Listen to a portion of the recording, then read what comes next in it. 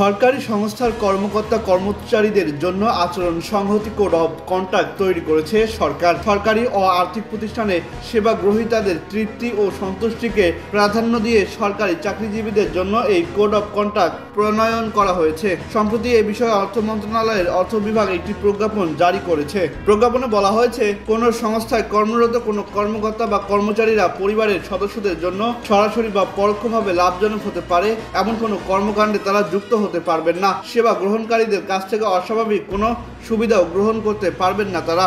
এছাড়া সংস্থার অনুমোদন ছাড়া সেবা গ্রহীতাদের কাছ থেকে কেউ কোনো উপহার বা মূল্যবান বস্তু গ্রহণ করতে পারবেন না। কোনো পরিস্থিতিতে কি উপহার ও সুবিধা গ্রহণ করা যাবে তার তালিকা করা সহ রেকর্ড সংরক্ষণ করতে সংশ্লিষ্ট সংস্থাকে বলা হয়েছে। আর্থিক সংস্থা বলতে বোঝানো হয়েছে দেশের কোনো আইনের মাধ্যমে তৈরি বা পরিচালিত অথবা আইনের অধীনে প্রতিষ্ঠিত কোনো স্বায়ত্তশাসিত বা আধা স্বায়ত্তশাসিত সংস্থার সংবিধিবদ্ধ সরকারি কর্তৃপক্ষ, কমিশন, কাউন্সিল, বোর্ড ইত্যাদি। প্রজ্ঞাপনে বলা হয়েছে, কর্মকর্তা কর্মচারীদের ব্যক্তিগত ভ্রমণ সহ প্রাতিষ্ঠানিক ভ্রমণ নিয়ন্ত্রণ করতে হবে। কর্মচারীদের শেয়ার, সিকিউরিটিজ বা অন্যান্য আর্থিক সম্পদ কেনাবেচা, লেনদেন ও ধারণ করার ক্ষেত্রে সরকারের প্রচলিত বিধিবিধান অনুসরণ করতে হবে।